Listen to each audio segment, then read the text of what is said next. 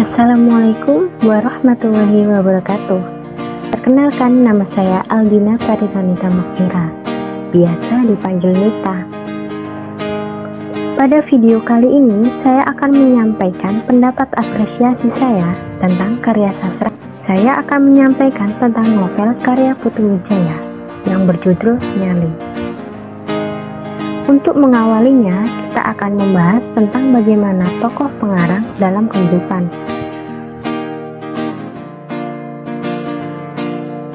Dilampir dari jurnal Merdeka. I Gusti Ngurah Putu Wijaya atau yang lebih dikenal dengan Putu Wijaya merupakan budayawan sastra Indonesia asal Bali yang telah menghasilkan kurang lebih 30 novel, 40 naskah drama, sekitar 1000 cerpen, ratusan esai, artikel lepas, dan kritik drama.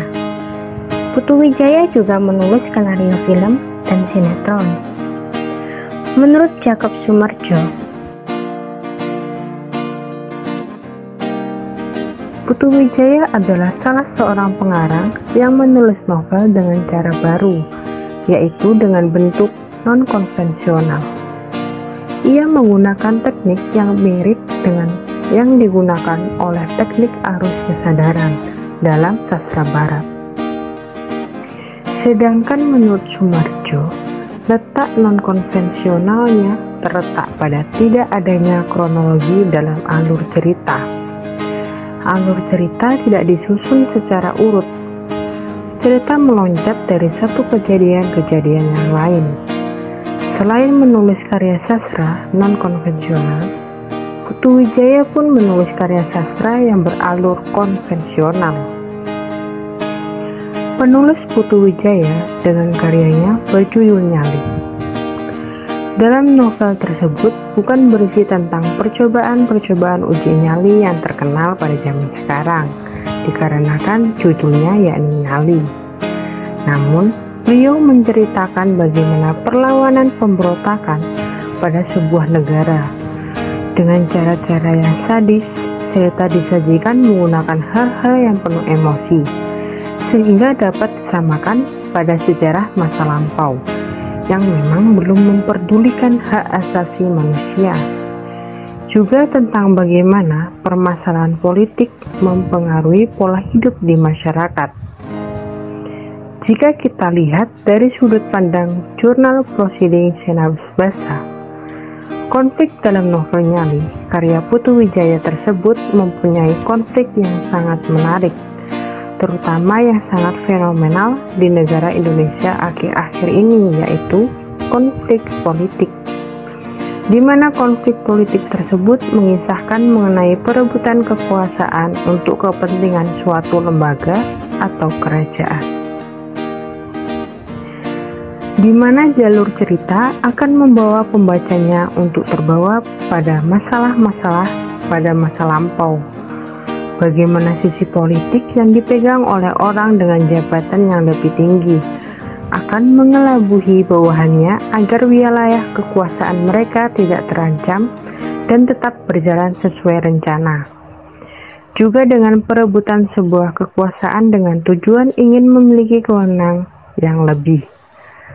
Namun semua itu dilakukan dengan cara yang kotor, sehingga kebijakan yang akan dilakukan akan terlihat tidak bermoral, atau jika dilakukan karena pengkhianatan, tetap saja akan mendapatkan hal yang semestinya tidak diharapkan. Bukankah begitu, teman-teman? Dengan tersirat, penulis akan mengarahkan pembaca agar berpikir bahwa tanggung jawab juga harus ditekankan di balik kekuasaan yang didapat, bukan sekedar penikmat di atas wewenang. Misalnya dengan menghidupkan rasa kesetiaan terhadap tanggung jawab atau dengan melibatkan pengorbanan yang berlandaskan kesetiaan, sehingga nantinya akan diterima atau dihormati oleh semua kalangan. Lalu, bagaimana jika dilihat dari sisi sosialnya? Di mana sang penguasa hanya memperhatikan sistem yang diterapkan saja, tanpa memperdulikan nasib rakyatnya. Dengan begitu, kebutuhan yang tidak memadai dimiliki masyarakat akan dipaksa untuk melayani sebuah negara. Kepedulian terhadap sesama belum terpegang erat, sehingga berakhirlah dengan pengorbanan guna bertahan hidup. Dengan maksud tersebut disajikan karena untuk memberikan penjelasan pada pembaca untuk mengerti bagaimana suasana atau penderitaan yang dialami pada masa itu, sehingga pembaca akan terpengaruh dengan lebih bersyukur tidak mengalami penderitaan yang terjadi pada masa lampau, dan dapat mempelajari tentang kebijakan yang diambil pada saat itu sebenarnya tidaklah tepat, dan bagaimana kebijakan pemerintahan tidak berjalan dengan baik atau tidak terlaksana dengan semestinya. Bagaimana tentang masyarakat yang sepenuhnya belum dapat memenuhi kebutuhan hidup sehari-hari, atau dari segi moral bangsa pada saat itu yang sebenarnya tidaklah dapat diartikan sebagai masyarakat yang terpelajar. Perbedaan perkembangan pada masa itu dengan masa sekarang sangat jauh berbeda, bukan? Dapat dilihat dari segi keamanan pada masa sekarang yang jauh lebih disiplin dan dapat mengondisikan permasalahan yang muncul. Sedangkan pada masa lampau, kegiatan militer belum banyak yang menguasai, sehingga jika sewaktu-waktu terjadi pemberontakan atau peperangan bisa langsung terkalahkan karena kurangnya pengetahuan dasar. Penelitian lain juga telah menelaah tentang permasalahan tersebut. Contohnya pada jurnal Mozaik Humaniora, yang dibidik oleh penyebaran semangat militeristik itu sebenarnya ada cara pikir warga yang merasa aman apabila ada hansip atau satpam. Secara tidak langsung, kekerasan simbolik warisan militer masih berlaku hingga sekarang. Jadi, dengan adanya praktik semacam itu, warga tidak terlatih menguasai keamanan di sekitarnya. Karena dalam pikirannya, jika tidak ada pengaman terstruktur, pencuri, pemulung, dan pengamen dapat masuk ke wilayah tempat tinggal. Namun, pada masa sekarang, pengetahuan tentang dunia kemiliteran sudah tersebar luas.